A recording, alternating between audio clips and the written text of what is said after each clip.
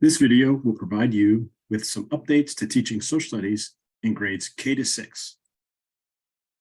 As we begin to think about teaching social studies, it's a good idea to reflect on where our starting point is. As the great philosopher Plato told us, the beginning is the most important part of the work. What was your experience as a student in a social studies class, whether it was in elementary school, middle school, high school, or beyond? Please take a moment to read this statement found in Delaware's Social Studies Clarifications Document preface in response to the question, how important is social studies in the education of the whole student?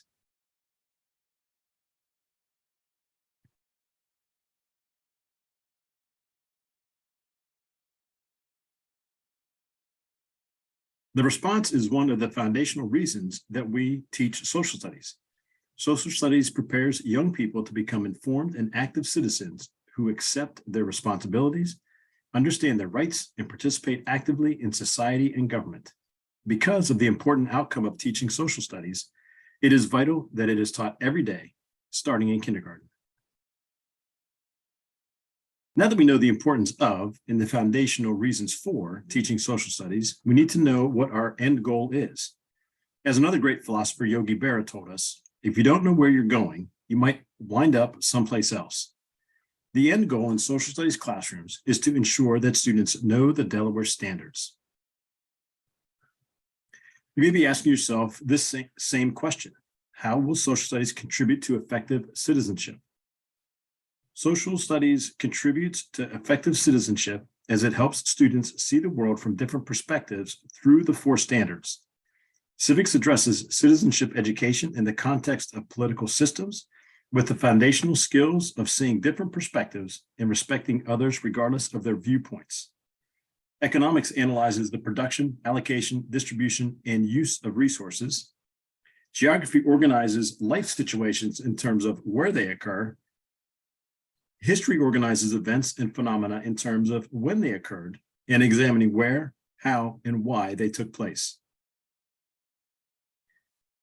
We'll use the spirit of History Standard 1 to review the chronology of the social studies standards. In 1991, the Delaware General Assembly adopted standards in 4 content areas: ELA, math, science, and social studies. The social studies standards were created with the input of teachers, social studies specialists, members of the Delaware Department of Education, and university partners. Teachers were expected to teach the standards starting in the 1992-93 school year, but there was not much guidance on what that meant or what the standards looked like in the classroom. In 1995, the Delaware Department of Education called back those same groups of educators to create performance indicators to clarify the standards for teachers by providing a series of strategies to teach the standards. The following year, each teacher in the state received a binder that included the performance indicators, but teachers began to only include those in their classrooms. Teachers weren't necessarily teaching the standards to the depth that they should have, as many teachers did not have the background knowledge.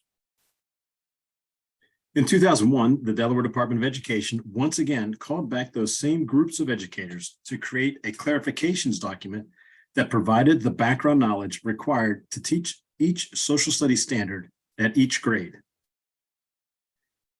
In 2022, Delaware shifted standards in grades 4 to 8 to combat the fractured curriculum that occurred with a variety of standards taught in each grade.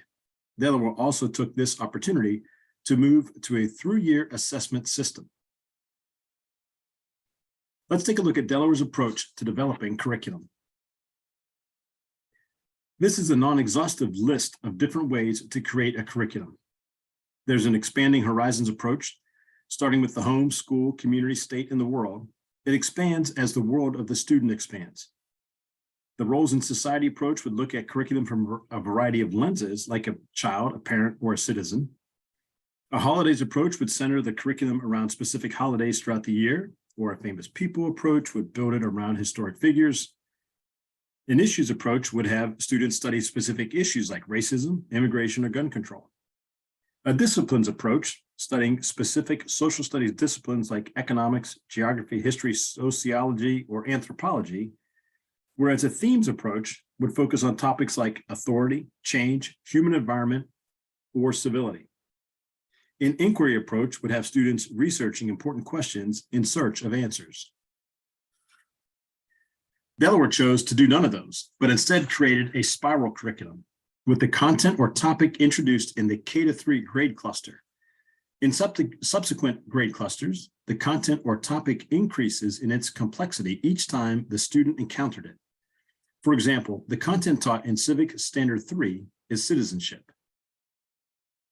This concept is introduced in the K-3 grade cluster, and students need to know the difference between rights, something that a person has, a just claim to, freedoms that all citizens of the United States have, like the freedom of speech, responsibilities, which are a duty or something that a person is supposed to do on the basis of moral or legal grounds. They should be done as they are necessary and important, like voting. And privileges, which is a right or immunity granted as a peculiar benefit, advantage, or favor, like driving a car. In the 4-5 grade cluster, students focus on rights as specified in the Bill of Rights. In the 6-8 grade cluster, students deepen their understanding of responsibilities and shift their focus of rights to civil rights and property rights. Students cap off their understanding of citizenship as they explore more deeply that citizens have the individual responsibility for staying informed about public policy issues at the local, state, and federal levels. The Delaware standards are divided into 4 content areas with 4 strands each.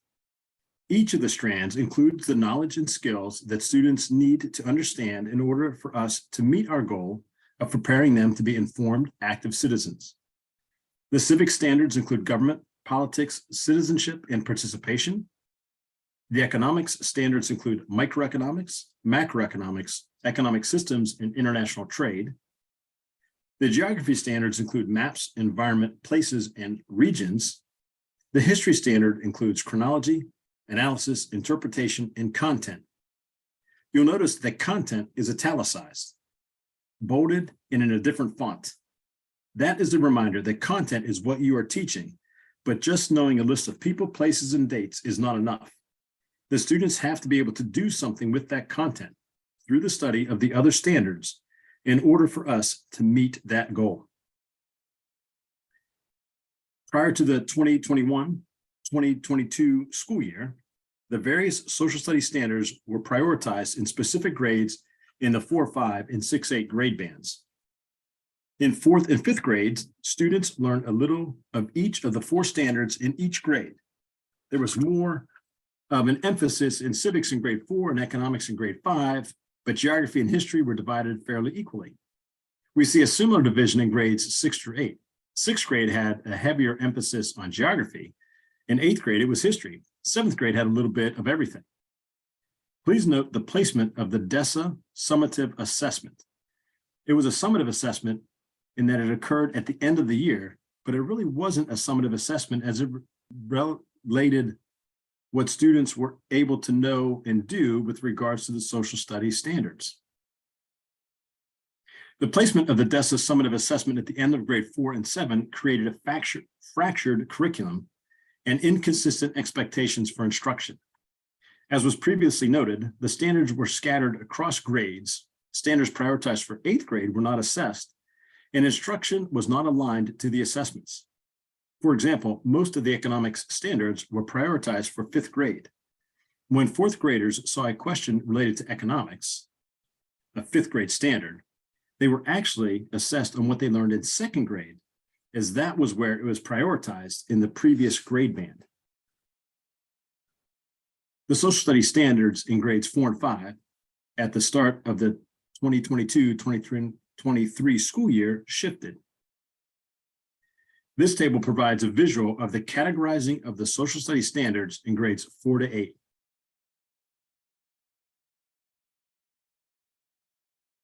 Prior to 2021, History Standard 4 content looked like this in the 4-5, 6-8, and 9-12 grade bands, with a summative assessment in grades 4, 7, and 11. History Standard 4 now looks like this.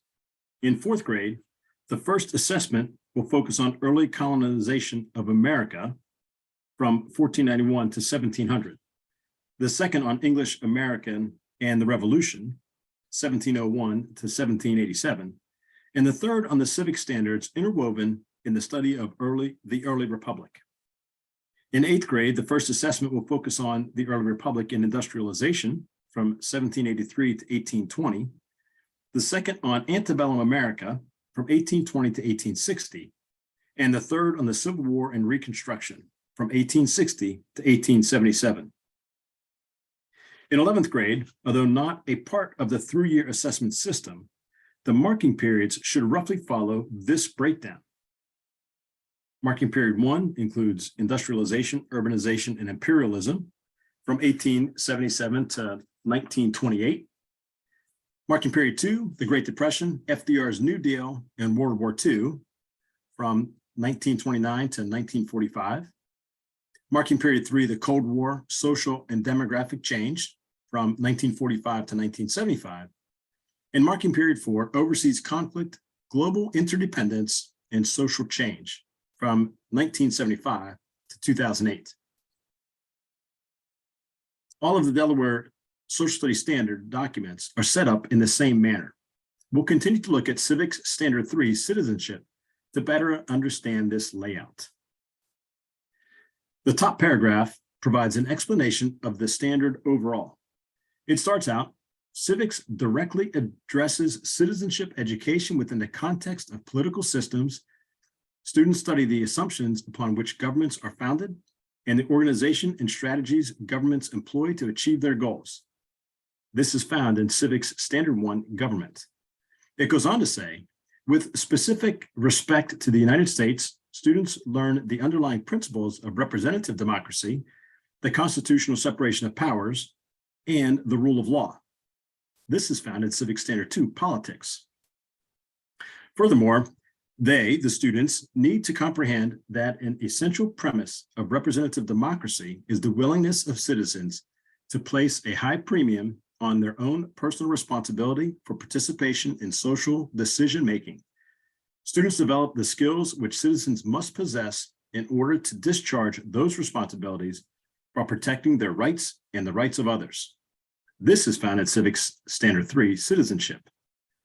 It concludes with, the study of civics prepares students to translate their beliefs into actions and their ideas into policies. And this is found in Civics Standard 4, Participation. The bold sentence below the opening paragraph is the anchor standard. This is the end goal, that the skills and knowledge to which the students are learning in each grade cluster is focused. Civics Standard 1 focuses on the overall concept and structure of government and states.